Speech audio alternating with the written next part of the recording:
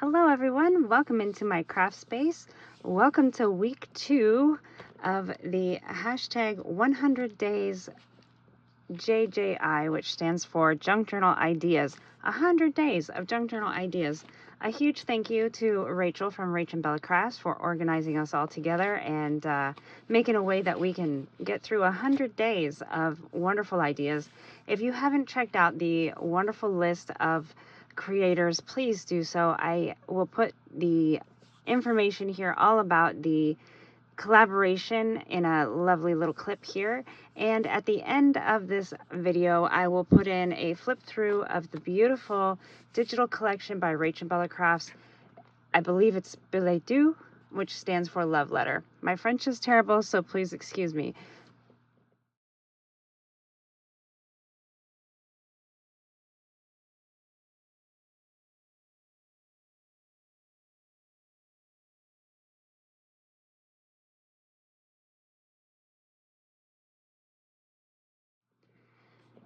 So week 2 has brought us to covers and spines of junk journals, and Corey was before me. Hi Corey, I watched your video, I loved it. I was a little worried at first myself because Corey was worried that she was doing the same idea as somebody else. We don't actually talk about what we're going to do, so it's interesting to see if we all do the same thing or different. Usually it's all something different. I was a little worried when I was watching her video that it was very similar to mine, but we have very different spines, and that's the beauty of junk journals, is that you can create so many different ways, and you can use a piece from this creator and a piece from that idea and make it your own idea and come up with so many different things. I just wanted to start off first by showing you a few different ideas that I've done and are easy to do. And I really love Reader's Digest books, and the idea I'm going to show you today doesn't use a book, in case if you aren't someone who likes to repurpose books. I know there are people out there that don't like to do that, and that's okay, that's your choice. Reader's Digest make a wonderful size to craft with. A lot of times they're falling apart or even being thrown away, so I feel like I have rescued them for a whole new life. And you can see this one's just an altered book, so you don't have to do anything with the spine or sewing in pages or anything. You just simply go through and decorate the pages. I do take some out just to make sure that there is plenty of room for the paper I want to add. So that's one way you can do a cover, and then you can keep the spine as it is. You can cover the spine. A lot of times I'll put a fabric or a lace or something over here if I want to cover the spine. Kind of like this one. This was also a Reader's Digest. So here's what the spine looks like. But this one, all the pages were falling out, so it was really easy to take the book block out and put in my own signatures here. I've got 2 signatures, as you can see. So I used the base of this book, the cover and the back cover and the spine, which was still intact, and made a beautiful junk journal out of it. And you can see a lot of times these Reader's Digest have wonderful patterns on them, so that's what makes them so popular to use as well. This one I didn't do a closure on. I'm probably just going to do a tie closure or something like that. And then the one I'm going to show you today uses chipboard. Now this one used a mac and cheese box. This is one of my favorite sizes to work with as well. You can see it has the craft mac and cheese box was what it started as, and then I stitched down that spine. I did some decoupaging and used some beautiful papers on the inside. Not quite as hard as, you know, the hardback books, but still beautiful. And the covers, you can see, can be as flat or as elaborate as you want them to go. I love mixed media, so a lot of times decorating my covers will look something like this. This is actually part of the closure, this knob. This is a bee journal that I was working on.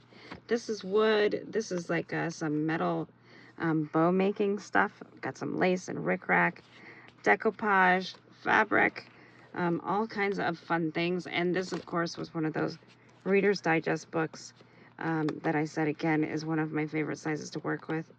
Let's open this if I can. You get stuck. There we go. And then you can see inside that book block did come out, and I put in my own signatures. A lot of times I like to work with 2 or 3 signatures, just my preference. It's easy to divide the spine into two to put in two nice signatures and be good to go. I do love the look of a lot of the books that have multiple signatures, more than two. That's really great. I'll show you just two more and then we'll get started. This one is really fun. It has a lot of layers, and you can kind of flip and flap them as you go through, and that's so much fun. So already you just have so much interest at the beginning, just when you grab the book, and then all of these pages flip individually and it starts to layer, kind of like a tunnel book. But this was made from chipboard, I think. Yeah, just chipboard. And then you can see the spine is decorated here. So we have a little charm dangle here, and this one is a slip spine. So the binding is on the inside, which is great, and it's elastic, so I can move these pages in and out if maybe you're journaling and you need to add some extra journal pages, or you change your mind and want to remove a page and put it somewhere else. So I'm going to show you how to do that today, and we'll go ahead and get started. Let's start with some measurements. So my paper here is 13 by 10, kind of a weird size. I think I got it at a secondhand store, and it was in like a stack, and I was like, oh, that's going to be perfect. So as you can see, there is a little bit of room around what I want to do here, which was absolutely fantastic. I don't have to do any adding to my cardstock to make it longer or anything to do a wrap around. Now this is a chipboard base kit that I came up with my husband, and we used our laser cutter to cut chipboard down to the size that we wanted. These are 5 by 7 each panel piece here, and then we have a variety of sizes that we do for the spine. This one happens to be the 1 inch. We do a 1 inch, a 1.5 inch, and a 2 inch, and then we also include a template which gives you the exact spot to put your holes if you're doing a 3-hole pamphlet stitch, or if you're going to do the slip spine like I plan to do today. So the first thing that I like to do is glue 2 of these everything in double. So we'll set our template up to the top, and we'll just go ahead and glue these pieces. So I've got 2 of the cover pieces, 2 of the back pieces, and 2 of the spine pieces. And then we'll go ahead and glue those together, and then we'll get going.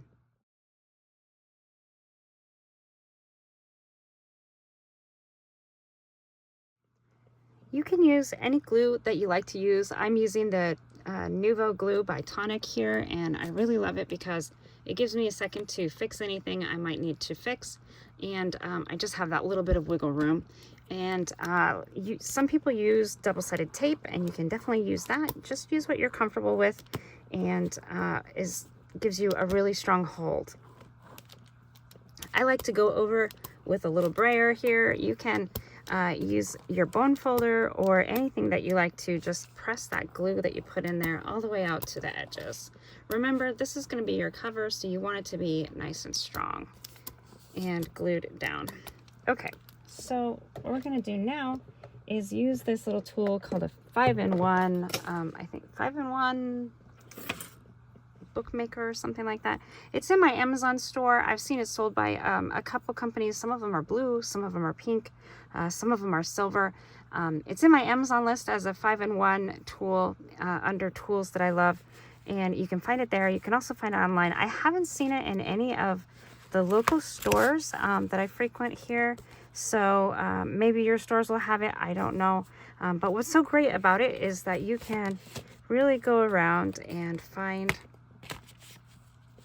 kind of fine-tune this so that you get everything all lined up and even. You can put it at the corner here and kind of trace around, and then you can flip it around like this and make sure you've got it all the way around. See, we could cut this excess off and we would reduce some of the bulk that way. Then this little piece here is nice because it can show you how far to separate your spine pieces.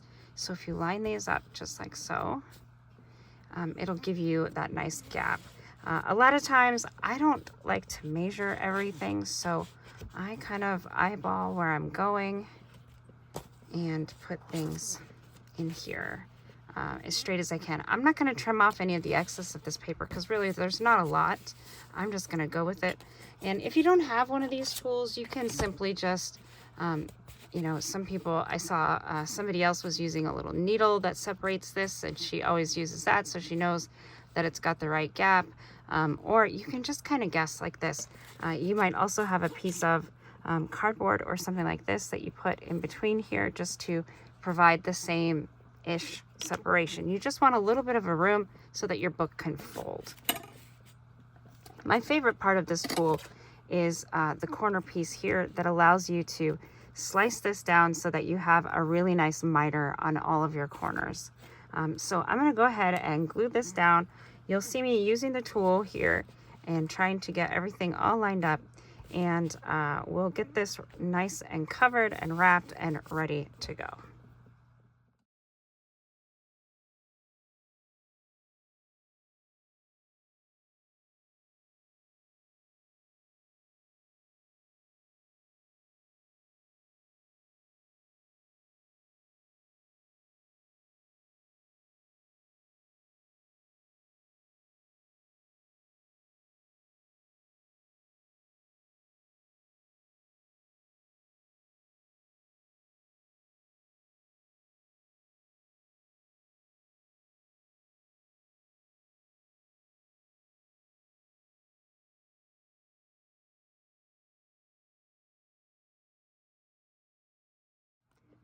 Boy, all that, and we haven't even used any of this beautiful RachandBella Crafts digital design yet. So I'm excited to do that now. You can see I did put some spray in the background. Most of that's going to be covered up.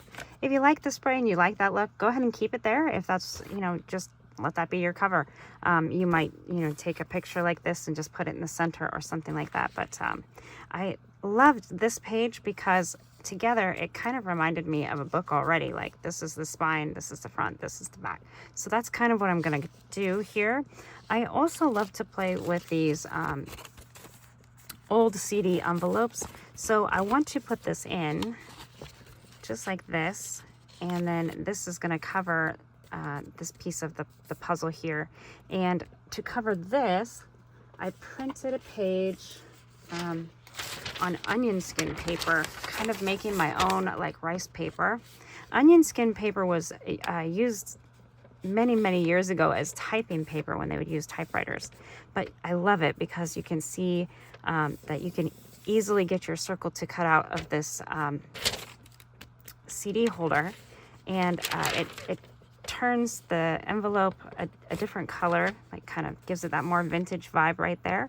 And I love this. This is just perfect. And I'll put a rose inside of here from the collection as well. So you can ink and spray. This looks awful white compared to what we have going on. So we'll go ahead and give that a little bit of some ink, and we'll trim these down and get this cover on the road. Everything is cut to size and inked and ready to glue. So let's do that. Going to continue using my Nuvo glue. I find it is really good all-purpose glue that really works well for me. If you haven't tried it, give it a try.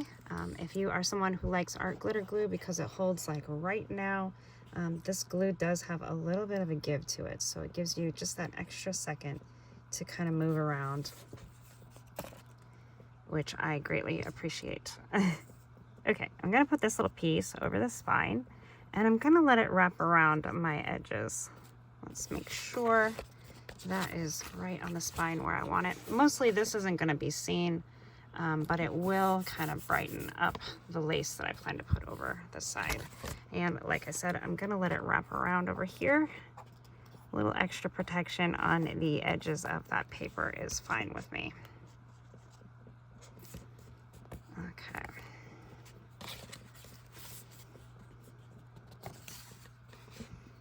And so make sure if you're using, maybe you use directional paper back here instead of a plain paper, make sure you've got the direction right, you've got your top and bottom figured out. You know, if you did something different for where you want your closure, make sure you know where that is before you start gluing. And I'm going to go ahead and glue here, and I'm loving this. Okay, so we can kind of fold it just to make sure we know where the edges are and where it's going to be folded so we don't glue over the spine. Or not the spine, but the fold there, the bend.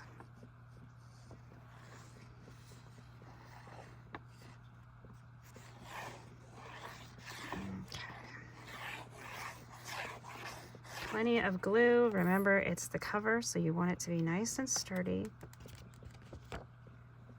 And you can go over and seal it with like some Collage Matte Medium, Gel Medium, or Mod Podge, whatever you want to do to cover to seal in your cover. Oftentimes, I don't worry about it too much. I just give it a really nice once over. You can use a spray sealer too if you like to use sprays. I don't, because I don't like to breathe in those spray vapors in my space here. But to each their own. All right, let's glue this one down. And again, I kind of like to see it like this, make sure I know where I'm gluing it to.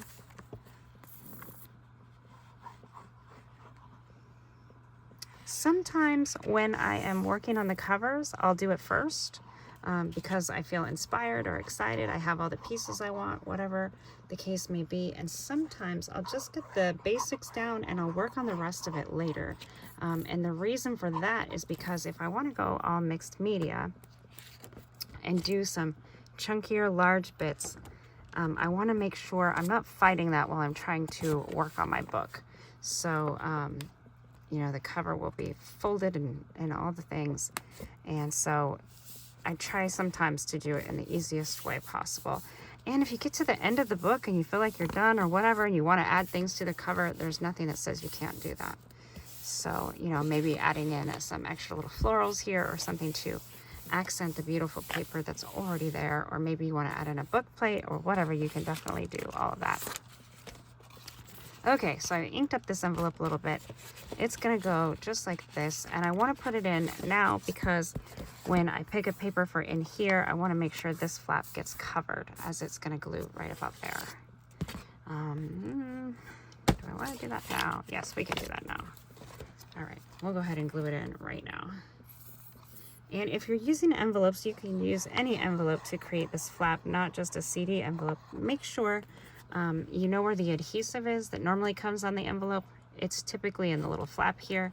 So that is why I like to just add some glue and use that flap as my little flip flap there. And then it's just all hidden in the construction here.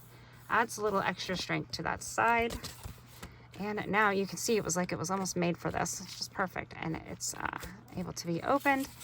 And we can use some fun onion paper. Or if you have rice paper, that would be nice as well. Let's go ahead and use this bone folder and see if we can figure out where those edges are of the circle.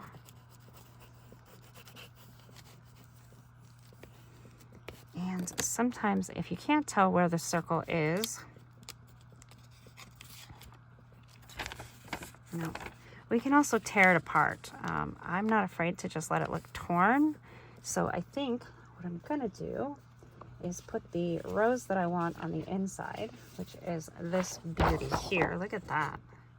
So beautiful. So I'm gonna cut this down and we're gonna put this rose inside our little CD sleeve.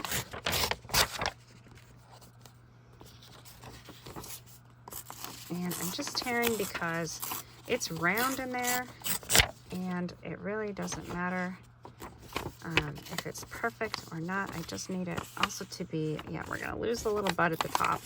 That's okay. We're gonna stick it inside of there.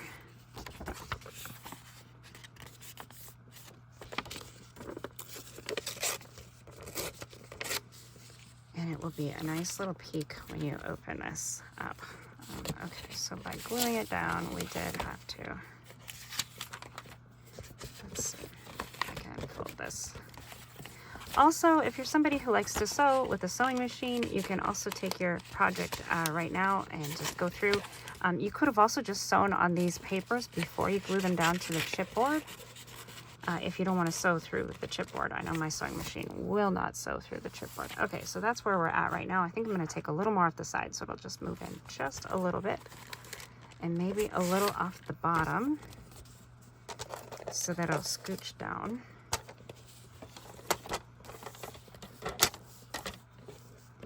All right, I'll just go ahead and trim it down.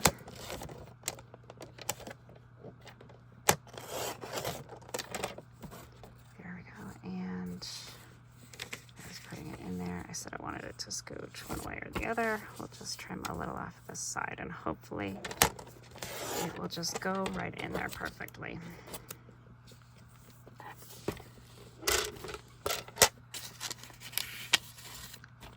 And these envelopes are easily turned into shakers, or you can just seal them up and just have one beautiful image in there. Ah, look at that. That is great.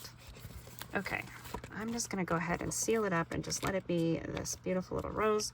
You could make it into a pocket if you want to, but remember, it's on your cover, so you want it to be nice and strong and sturdy. So I'm just gonna put some glue in there and we're just gonna seal it up.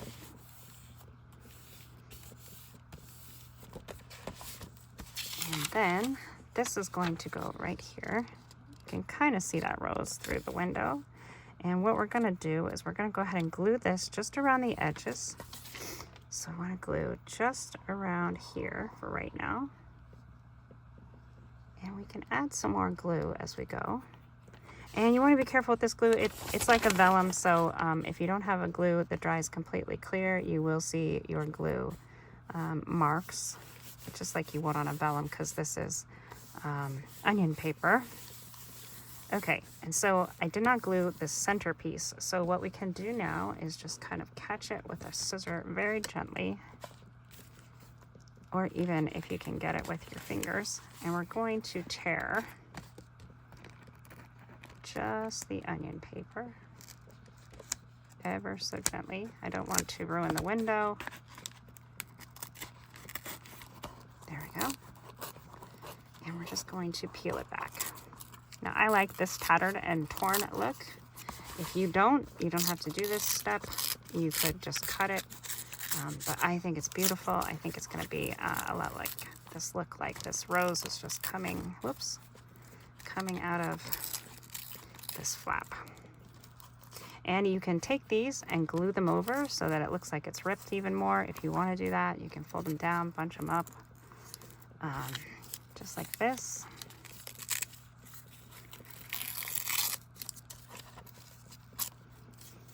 And this is right on the front cover, so a lot of times I don't like to leave things too bumpy.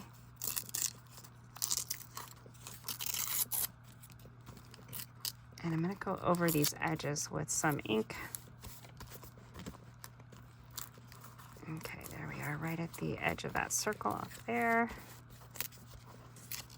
And here, just tear as much or as little as you like. I just think this is fun. Okay, and something interesting to look at. So now we'll go ahead and go around the rest of the edges so that this is good and glued down. Again, use what glue you like. Maybe you like double-sided tape here, or you know, some other glue that is good with vellum or rice paper. Just want to make sure you get it good and glued because, like I said, this is the cover.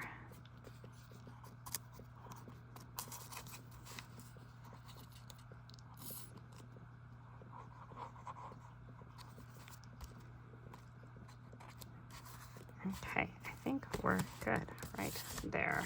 We're going to add some ink and see how we're doing. I'm going to just glue this little flap right here down. And this little flap up here down. It's kind of like a busted canvas, but you know, we're just using that little window as our canvas there. Now we're ready to cover the inside. I love this collaged piece of paper. There's lots of collaged ones in this collection, which is great. If you like to sew or slow stitch, you can stitch along all of these different lines, kind of like it's quilted, but it also gives you the freedom to cut things up and place them however you would like, which is great. As far as using it for the size of your project as well, it's really great. You can move things around.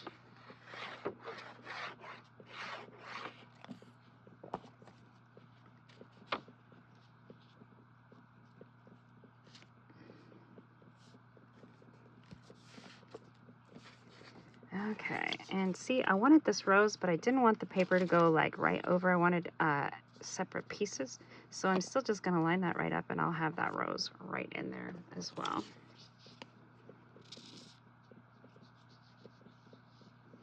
I printed this out on regular copy paper in the US letter size 8.5 by 11, so I used the US size printables.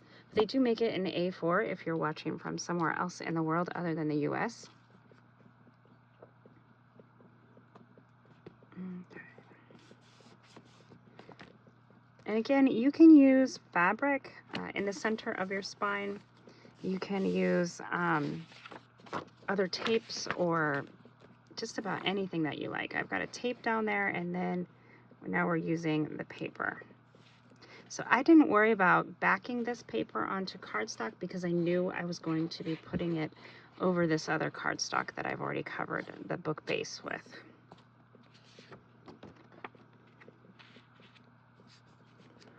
Okay. And you can see I've got a little strip here. I'm not going to worry about that too much because eventually I'll put some lace or some trim down in there. And I want to go through right here. I've got a little bit of some buckling. Let's get our bone folder and just go right over that so it doesn't do that anymore.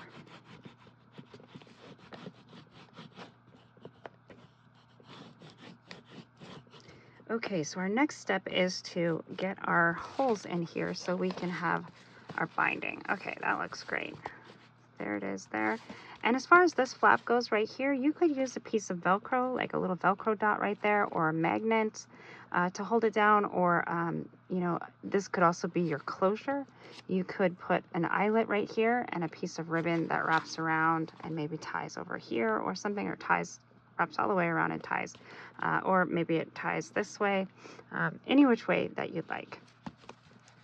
So we're going to pull out that template. Oops, this didn't get glued down. We'll put some more glue in here and press it down. It's trying to glue over that tape, so it can be a little tough there. If you're having struggles gluing over the tape, use some collage medium. It will hold it just right. Okay, here's our template, and we're going to use the top and bottom holes. I think I might want to mark it over here because I can see it just a little bit better. And I just like to use a Sharpie, makes it so I can kind of see it. Now you don't have to use a template. You can just use a crocodile or just mark your holes. You can measure, you can do all the things. I like to just do it this way. And I also like to give myself, see at the bottom here how the book is a little bit longer than my template. I'm gonna scooch it down as far as I can because the room for our paper is gonna be in between the eyelets. So by giving myself just a little more room down here, I can have a little longer papers. And I could have done that up here as well, but I didn't do it. So maybe if you mark with a pencil, you can change your mind and erase it, and that would be okay too. So now we're going to use our crocodile, and we're going to get some holes and eyelets in there.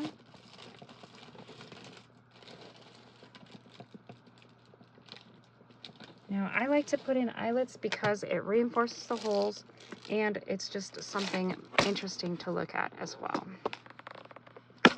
More importantly though, it does reinforce those holes. I think I'm gonna use gold. Yeah, that'll be pretty. Kind of goes with this vintage vibe. 4. And I think I am gonna put one on that CD sleeve as well. So we'll go ahead and get those all done right now. Make sure I use the same color, and it will be wonderful.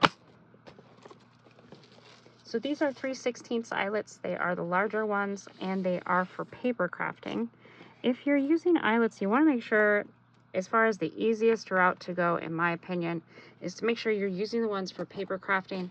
There are eyelets out there available that are designed for leather and fabrics, and I even found out they use them for shoes as well. But the ones that they use for shoes, I bought from a shoe company that was going out of business once, and I bought hundreds of thousands of eyelets. It's in this massive bag, and I can't get them to set because they use the machine to set them. So just know that there is a difference between the eyelets for leather and fabric and paper crafting. Okay, there we go. There's those two. While I'm on this side, I'm going to go ahead and set them. There's lots of different eyelet setters out there. Crocodile is by far my favorite. Best design on the market that I have come across in lots of years. I've been using it for years. It's one of my favorite tools. If you need help using it, I do have other videos that can help you, both with tips and tricks and settings and all the things. If you're struggling with this tool, don't hate it. You just got to learn a few tips to get it going, and it will be great. Okay, so there's those two. You can see how that's going to look. And make sure it's nice and set on the inside. It is. And then we'll do this side. Punch our holes. And it's okay that I've got this little gap here, because I can also put in another hole to put in a little dangle holder. That will be fun. Oops, let's go ahead and set this back just a little bit. Now your crocodile may also look different from mine. Mine is the original. In fact, I think this is the first one I ever bought. And some of the newer ones have like a plastic piece right here instead of this metal lever. Still works just the same. They just replaced that, I think maybe to save a few dollars here and there in the making of the tool. There we go. Yes, I think this gold was a perfect color. It goes really nicely.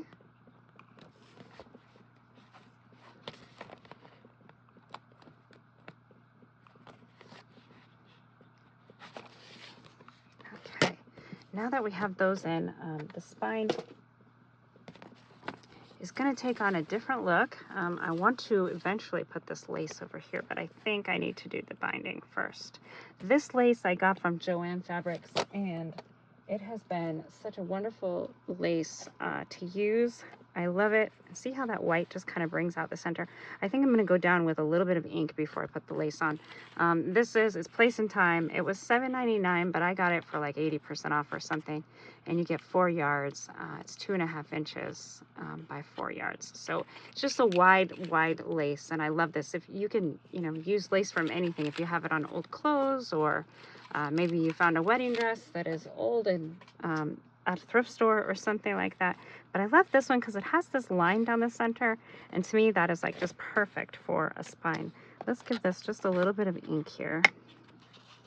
I wanted the white to kind of brighten up and kind of show off the lace a little bit, but I think it's just a little too bright hanging out there.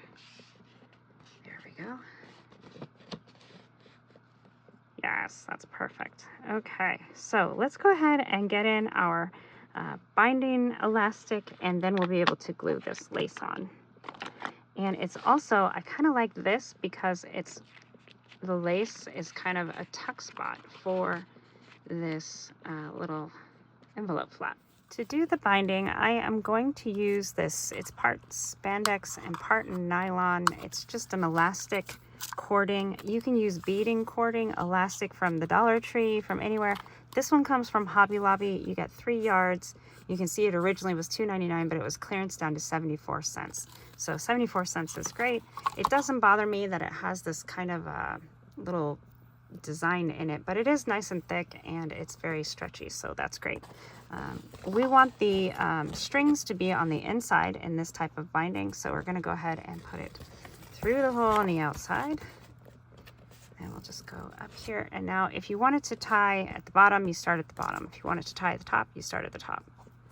So just go ahead and put it through here, and then we go next door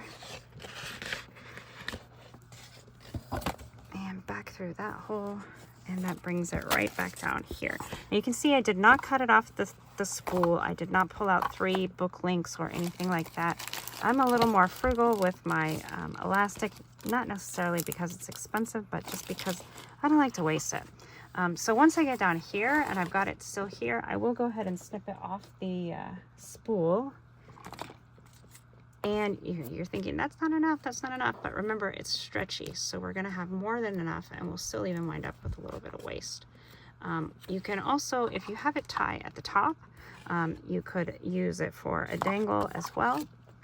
There will be enough extra here, no problem. Okay, so I like to go in like this, and then you can see you can have it tie on the outside if you want. So if this were at the top, it could be a piece of a dangle. I don't really like to have my dangles at the bottom, because if you want to set it up on a shelf or something, it won't lay straight. So what I like to do is once you get here, pull it really tight, and then I like to go back through here. If it will go, this is really thick. Might have to use some tweezers to assist here because it's so thick.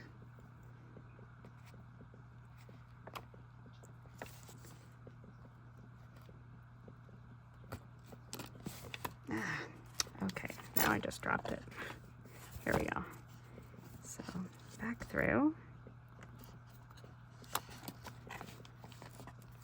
And then I want it to go in right there. I may have to just grab it with the tweezers from this side.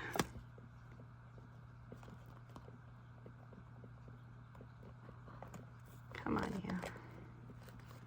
There we go, we got that one. And then we need to do this one. So it just kind of makes a little, a double loop at the bottom, which is fine. I think that's kind of interesting. You could put a little charm here or a dangle here, like a little bead with a letter or a rose or something would be kind of pretty. Anything that might go with this theme. All right, let's see. That one was easier. Okay, so now we have both of our strings on the inside and we're at the bottom. We're gonna pull it as tight as we can. We don't want this to buckle and bow, but you do want these strings to be nice and tight, so it will hold really good for you. And then I just like to do a little square knot, so right over left, left over right, whatever you like to do.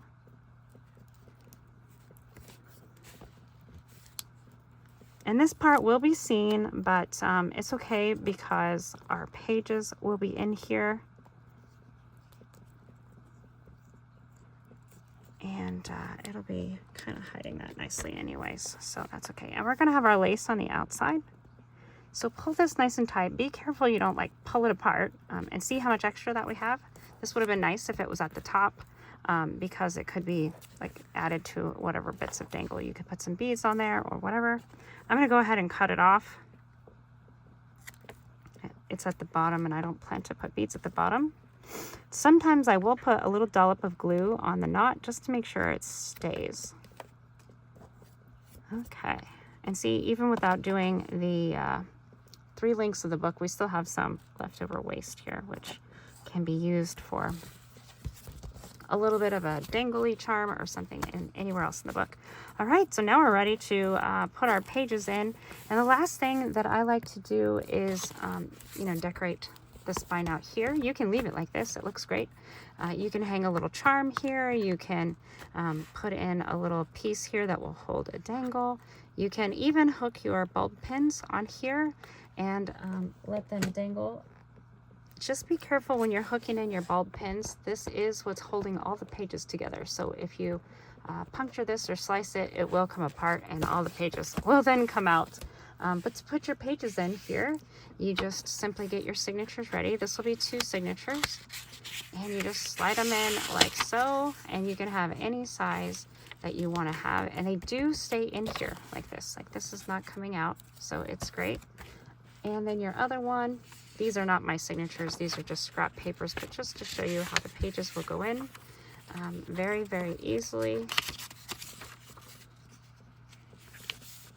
Just like this. So you can have as many pages as will fill up this 1-inch spine, and I think it is lovely. Let's go ahead and get this lace on here. And then also when you have your pages in, you can kind of see it doesn't really show too much of that construction in there. Kind of the focus then becomes on your page rather than the little knot that's right there.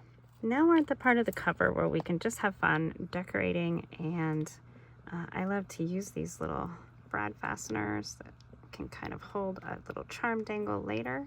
If you put something like this in, it's really great because, like I said, this part here, if you're hanging charms and things from it, could actually pop that little spine right off the elastic there, and that is what holds your pages in. So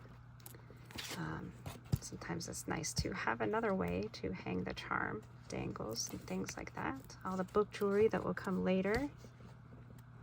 Let's see. Get it. fitted. And that's kind of a tight fit. It's hanging over there, but I don't really mind it too much. Let's see. Let's make sure these tabs are in the right position. And that our little thing is good there. There we go. Okay. So then you can see you can hang your little bulb pin, and you can put a strand of ribbon or eyelash trim or charms or whatever it is, or as you're working along and you think, oh, I want to put this in my journal, or I want that in my journal, you can just clip it here on the bulb pin, and it'll be there when you're ready to put it in. Okay, and then I want to put this lace in. I was waiting for the glue to heat up. I like to use a glue gun for my lace and trims. You can of course use Fabri-Tac or Fabric Fuse or any of those things that you like to use. Here we go. I have really good luck with hot glue, so that's what I like to use. And I'm just gonna put it right up here, covering the binding. I'm gonna cut this little piece out right here so we can see that little piece of metal that I just put on there. There we go. And then we'll go ahead and put some glue right here around. And to me, it's okay if this hides the eyelets and the elastic. I love the look of the lace, and the little metal pieces are under there, if we, you know, just to add some interest, so that's okay. And then as I go ahead and glue along, I like to glue right along this solid piece. And there's all kinds of appliques out there that you can get that look a lot like this. So I'm always on the lookout for fun things like this. This one came on a roll, and it's not vintage or anything, but I love the look just the same. So, and of course you could stain it if you wanted to, coffee dye it or tea dye it or any of those things. It's a great color because it could take on any of those looks. Okay. And then when we get to the bottom here, I'm just going to trim this piece off. I will save it because it could probably make a cute little cluster somewhere, or topper for a tag. And then that is another way you can have some cohesion in your book, because you've got this on the cover and you've got it somewhere else. It could even make a fun little tab. So that would be really great. Okay, and that just says Destiny, and that's on there. And then I had a cute little paper clip that I thought might be fun to put on this CD envelope. Of course, we still have the inside to cover, but now it's just fun. Get your signatures ready and start all of the decorations. And if you don't like this lace trim hanging out here, you can also just keep adding glue. I like to glue on the solid parts, kind of hides the glue. And be careful, it is hot. I constantly remind myself hot glue is hot. Seems silly, but I don't know why. I just always wind up touching the wrong times. There we go. Okay, I think that is beautiful. Of course, collect all of those glue strings. You can use a heat tool and it will help to get them out of there. And as you work on this, this will lay down and get trained to where it's supposed to go. And if it's not, just add some more glue. There we go. You can also go over it with your collage medium, gel medium. If you're gonna put a sealer on this, it will just go right over that lace as well. Okay, and this I wanted to be able to go under here. So I probably won't wind up gluing too much of this, maybe just a little bit at the top here. And the bottom.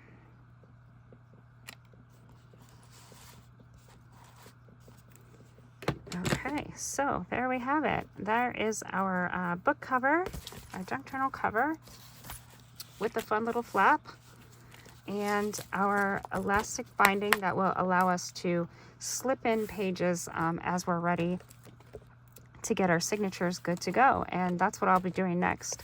Of course, you can decorate these insides the end pages here with pockets or flip flaps or a little waterfall or more trims and lace, especially to cover up this envelope here.